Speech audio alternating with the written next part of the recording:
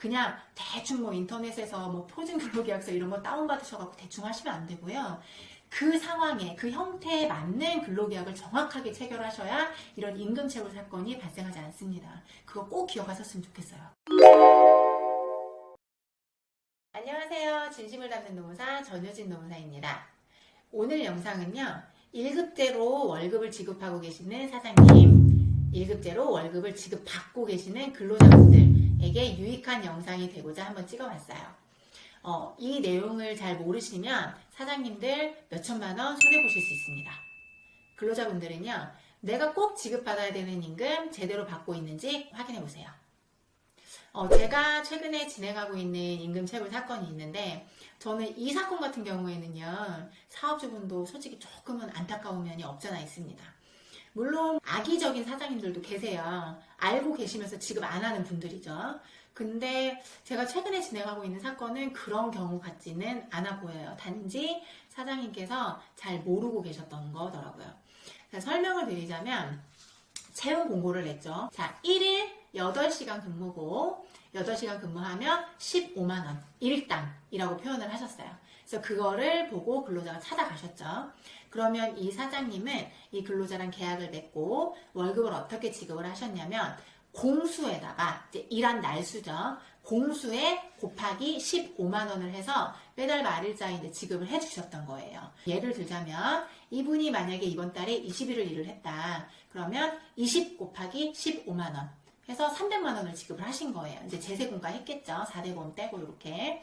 그랬는데 이분이 이제 저를 찾아오셨죠. 이거 임금 제가 제대로 지급받은 건 맞습니까? 라고 저한테 물어보셨어요. 그래서 제가 아닌 것 같습니다. 주휴수당이 빠졌네요. 그리고 혹시 연장 근로 하셨습니까? 했더니 간혹 가다가 연장도 한두 시간은 하셨대요. 휴일 근로 하셨습니까? 했더니 휴일 근로도 가끔 한 번씩은 하셨다 하더라고요. 그래서 제가 사장님한테 연락을 드렸어요. 사장님, 이분 이렇게 임금 계산하면 안 될 것 같은데 왜 공수에다가 그냥 15만 원을 곱해서 단순하게 지급하셨습니까? 라고 여쭤봤더니 사장님이 이분은 하루 일하고 15만 원 받는 분이니까 그냥 그렇게만 하면 되는 거라고 알고 있었다. 그리고 그게 당연한 거 아니냐. 일한 날만 받아가야지. 일용직이다 이 사람. 이렇게 주장을 하시는 거예요. 그래서 제가 말씀을 드렸죠. 그 주에 소정근로일을 다 근무를 하면 유급휴일, 주휴수당이 발생을 합니다. 그거 왜 안 주셨어요? 라고 했더니 15만원 안에 다 들어가 있는 거지. 솔직히 하루에 15만원 주는 게 적지는 않잖아. 이 많은 돈을 주는데 어떻게 주휴수당이 별도로 발생해? 이 안에 다 들어가 있는 거야. 이렇게 얘기를 하시더라고요. 그래서 사장님 그렇게 말씀하실 수도 있어요. 그러면 혹시 임금 명세서 발급하셨습니까? 했더니 우리 같은 조그만 사업장에서 무슨 임금 명세서를 발급을 하냐 라고 하시더라고요. 그런데 아시겠지만 임금 명세서는 근로자가 한 명 이상이면 무조건 다 발급을 하셔야 됩니다. 5인 미만이니까 발급 안 해도 되는 거 아니야? 5인 미만은 근로기준법 적용 안 된다던데? 라는 거 상관없이 임금 명세서는 무조건 다 발급을 하셔야 되는데 임금 명세서를 왜 발급하느냐? 이런 불안을 막기 위해서예요. 왜냐하면 임금 명세서에는 내가 받는 임금이 왜 이렇게 구성됐는지 임금 구성 항목을 필수로 집어넣게 돼 있거든요.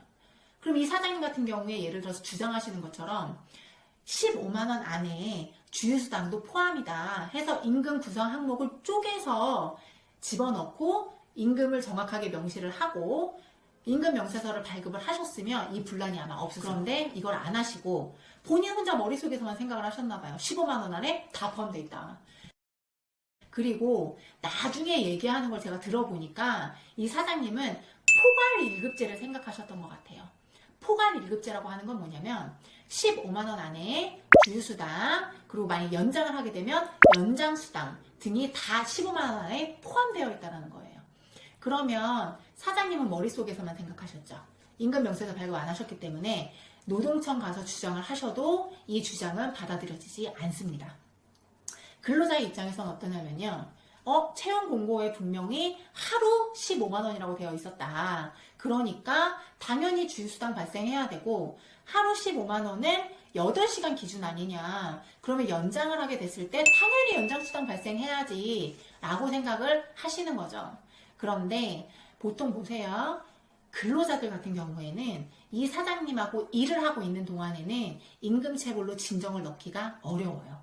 관계가 어그러지면요, 당연히 계속 일하기가 아무래도 좀 사람인데 껄끄럽지 않겠습니까? 그러다 보니까 몇 년씩 참으세요. 뭐 1년, 2년, 이렇게 3년 참으신단 말이죠. 그렇게 참으시고 이 사람하고 이제 일을 그만해야겠다라고 하는 뭐 그런 시점이 있으면 그때 이제 이 몇 년 전 것까지 다 들고 오셔서 임금체불이다 이렇게 주장을 하시거든요. 그렇게 되면 주휴수당, 뭐 연장수당 이런 거 다 계산하시면 몇 천만 원 나와요. 그래서 사장님한테 제가 말씀을 드렸죠.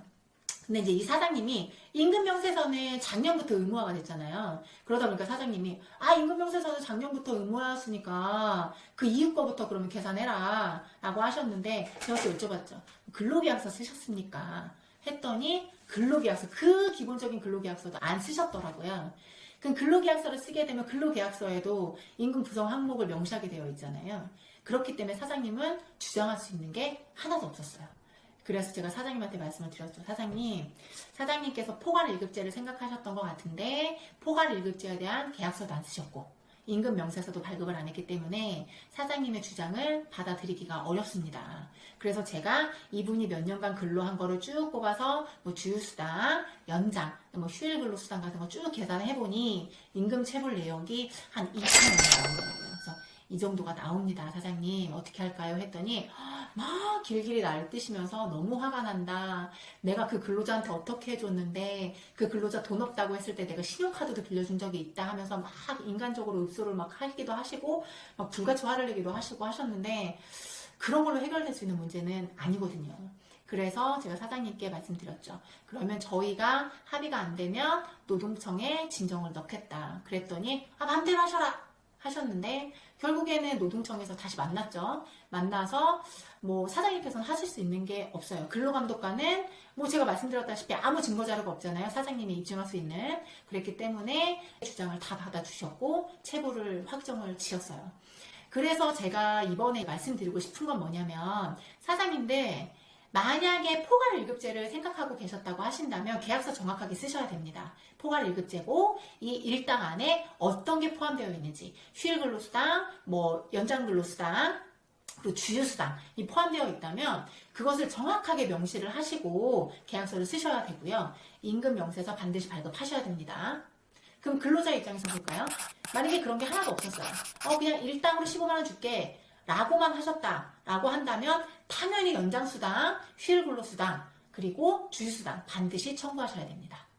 뭐 다른 사건도 그렇겠지만 임금체불 사건도 보면은요. 사업주가 주장하시는 거, 근로자가 주장하시는 거 들어보면 양쪽의 입장이 첨예하게 대립을 해요. 그러면 어떻게 됩니까? 법령의 근거에서 당연히 해결이 될 수밖에 없어요.